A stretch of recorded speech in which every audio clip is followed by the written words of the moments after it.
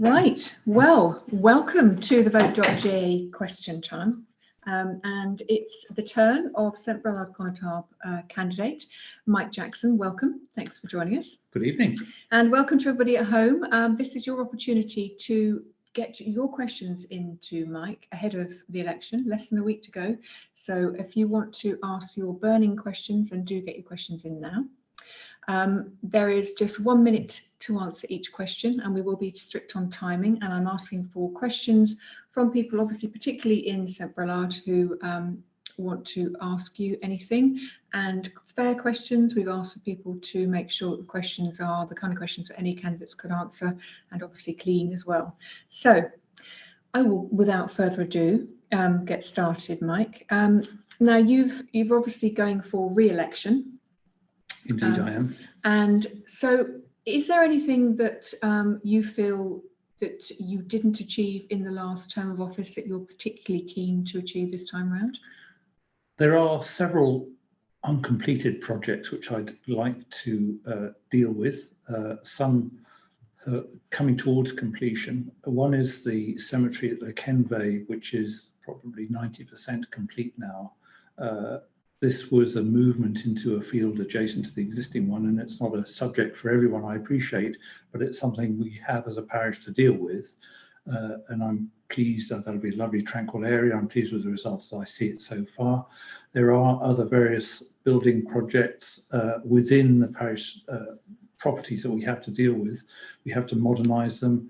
We're trying to put a flat into one of the roof voids in the parish hall, really to stimulate an income stream for the parish, which helps alleviate the costs to the parishioners in their rate. And I think one has to utilise the parish assets to the best that we possibly can. And I will be progressing that during the coming year.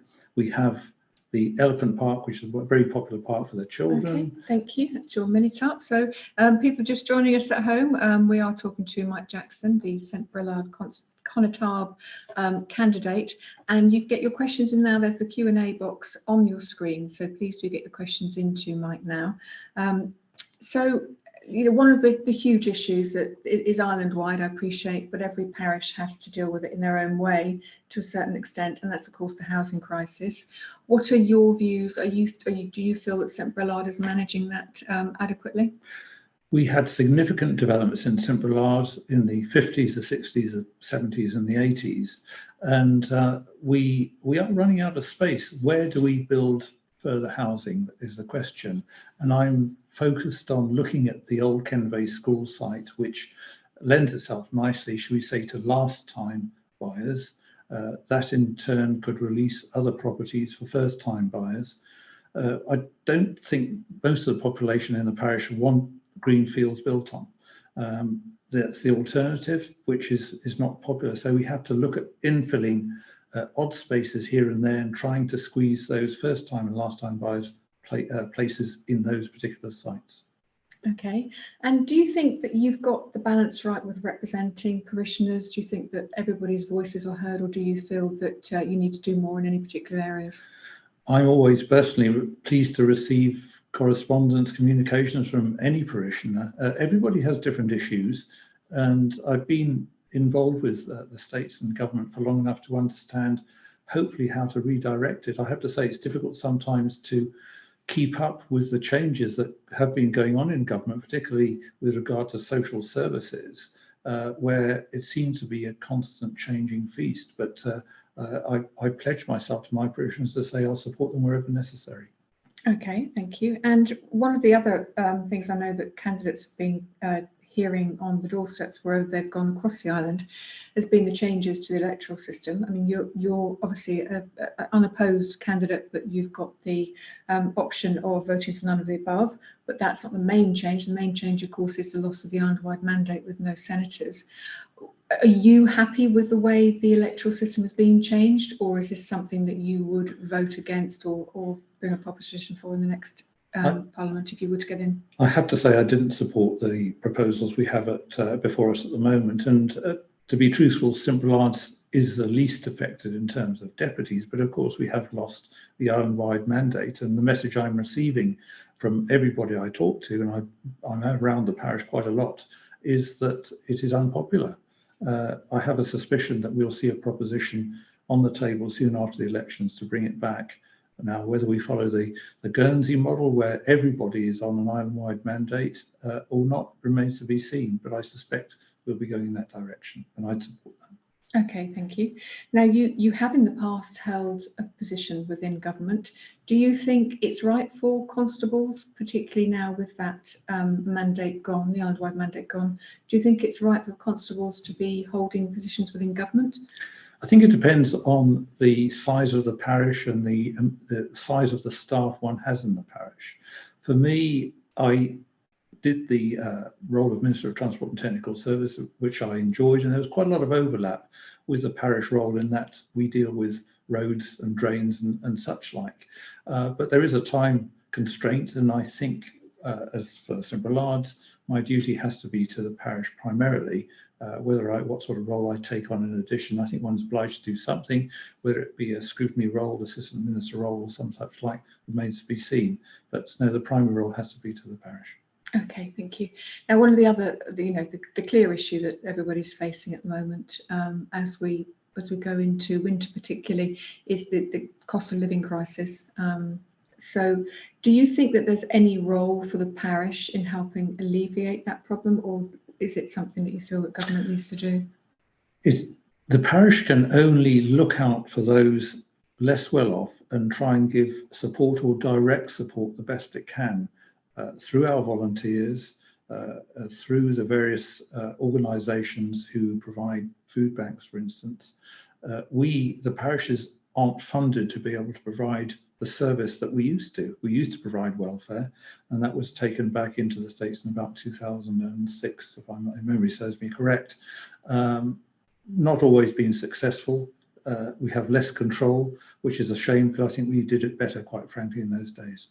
Okay. And what about facilities for, whether it's for the elderly or particularly also for children and young people? Do you think that there's enough in St Brelade at the moment? Well, St Brelade is very well off in terms of sports offering, and we try and adapt to all ages. We have the elephant park for the little ones, which we continue to invest in, and we'll be doing more with that. And then the sports fields at the Kenvay, where there is every sport on offer you can think of. Of course, we've got the new skate park coming to fruition. So we've got pétanque pitches, courts and bowls. So really, we do quite well.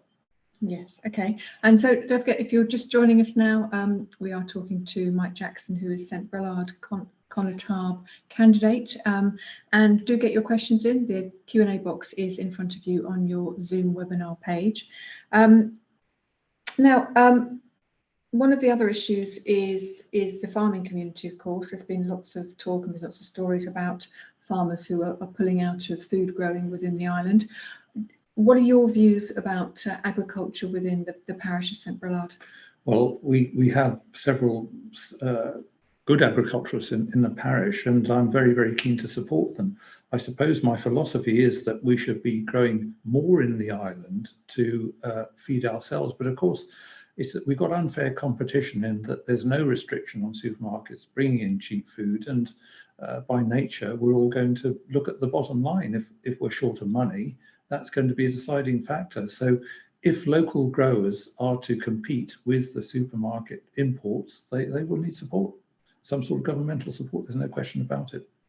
And would you support taking GST off food?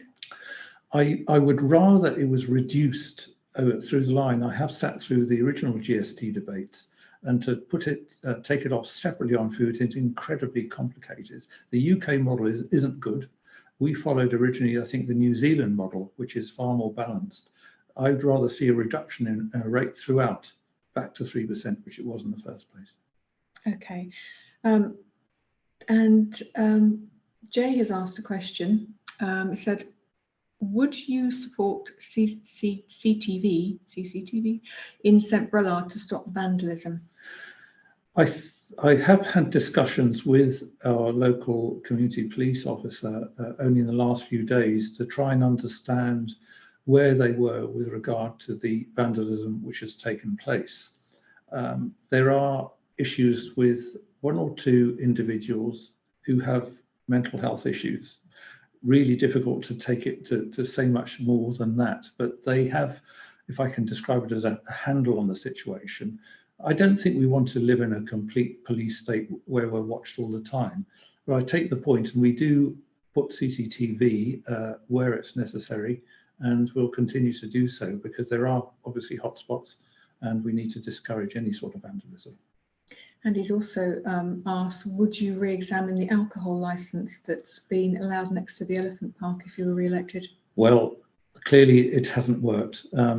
The licensing process is down to parishioners. An application will go before the parish assembly, and it is for residents to voice their concerns then. And I'm well aware of the situation down there. And if I was given the opportunity, I would ask for it to be rescinded, yes. And I think that process has moved on by it being referred initially to the Solicitor General who deals with these things. So it may be for a parish assembly to recommend a refusal, and that's probably the route that would have to be done. Karen's asked a question as well, which is, again, this is something that's come up quite frequently in a lot of these meetings and Q&A sessions about long-term care plan. She says the LTC tax was created to pay for basic long-term care. The reality is that it doesn't come anywhere near to covering the cost of basic long-term care. What are your thoughts on remedying this issue, which she says is causing stress and anxiety to a lot of families throughout the island? I fully understand that. Having my late mother went through this process, and the costs are just eye-watering. Basically, the long-term care fund is underfunded at the moment, and I have asked that question in the States before now. So I think in the next term, what we need to do is fund it properly. Clearly, the value of properties have rocketed, with the result that the basic bottom line price that's allowed just isn't enough. The costs of carers is phenomenal. The cost of residential homes is not cheap, because I'm fully aware of that. We have Parish of St Brelade in the parish, and it certainly needs a review, and I'd fully agree with Karen on that. Okay. And the other thing that's come up is the minimum wage and the living wage. Would you agree to raising the minimum wage to the level of the living wage? Is that something you would agree with? Well, the bottom line at the moment is that if people pay the minimum wage, they won't have any staff, because there's such a desperate shortage of staff in the island. Any employer will have to pay far in excess of the minimum wage if they want employees. Any employer who complains about lack of staff is principally not paying the rate. So it's market driven, and I think, so it should be, but we're not in a position to pay staff so little that they can't afford to live. There has to be a balance. And obviously we're a nation of small businesses by our nature. Do you think that more could be done to support small businesses in the island, and perhaps particularly in your parish? So I've run a small business all my life, and most small business owners are very entrepreneurial, but you're not always equipped to deal with these global crises that we've been experiencing. Brexit has taken away a lot of the Eastern European staff that we used to rely on. And of course, most of them, I think, probably fell under the radar, with the result that actually government didn't know they were here. And it's only now that they've gone, we're feeling the pinch. So I think we need support in terms of speed of dealing with applications which can be processed through the Customs Immigration Department. That seems to be a stumbling block at the moment, which needs dealing with. Okay, thank you. And still just a couple of minutes left to get your questions in to Mike Jackson, who is, of course, the St Brelade Connétable candidate. Use the Q&A box there, and we'll get round to those questions. One of the other, big hot potato issues, which isn't just a Jersey issue, it's a global issue, is the environment, of course. The government has quite ambitious targets for emissions, and do you feel that those are too ambitious? Do you think they're not ambitious enough? It's nice to have a target, but I suspect that 2030 is probably over ambitious. But our actions over here are largely going to be dictated by what technology comes from outside, if you like, whether it be electric vehicles or any particular boilers, fuel using boilers, for instance. It's really difficult at the moment. If you want to change your oil boiler, what do you use? An electric one is probably going to be massively expensive at this stage. So I think we need to look how we're producing electricity. How can we do it better? How can we make it cheaper for the public? Fuel at the moment is fantastically expensive. People aren't going to stop using their vehicles, whatever they have at the moment. Tradesmen can't just stop using their vehicles. It doesn't work like that. So we have to be realistic. Thank you. And what about recycling, and particularly within your parish? Are you happy that you have encouraged people to recycle enough, or do you think there's more that can be done there? We're good at it. And I say that with the knowledge that we were early to set up recycling, curbside recycling scheme in the parish. I was involved at the time at TTS. I've seen where it goes. I've been to the UK, seen the plastic bottles being dealt with at a plant over there.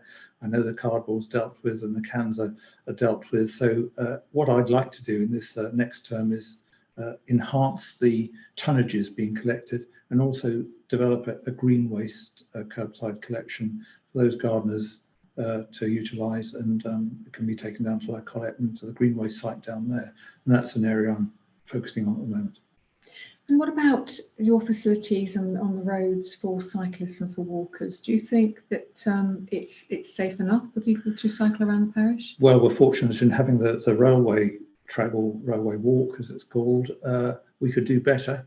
Trying to get cyclists up to Portland and Warmore is a challenge. We've got narrow roads and high banks. How do you deal with it? So I'm very keen to work with the IHE department to achieve that.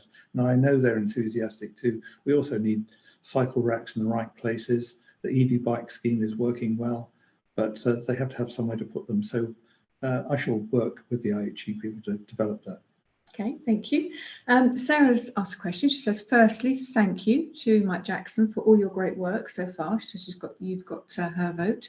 She wants to ask her whether you would push for more investment in the Lekeneve precinct, which has had empty shops for many years. She said it's such a shame to see some empty shops in there, which are actually looking quite weary.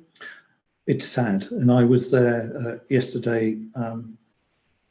Delivering leaflets to the flats above the shops, and yes, it needs pulling down and starting again, but of course the owning company have sold the flying freeholds of the accommodation above the shops. They're now people's homes, so in order to do that, someone would have to buy all those homes from those people, relocate them somewhere else, and then start again. So it would be a massive project, but it's very much of a iconic 60s development, and is looking very tired, but it's not an easy fix. I would be supportive of any ideas that come forward to be able to do that, and maybe discussions need to be had with the owners to see how they might, what their ambitions are, what their targets might be in the future.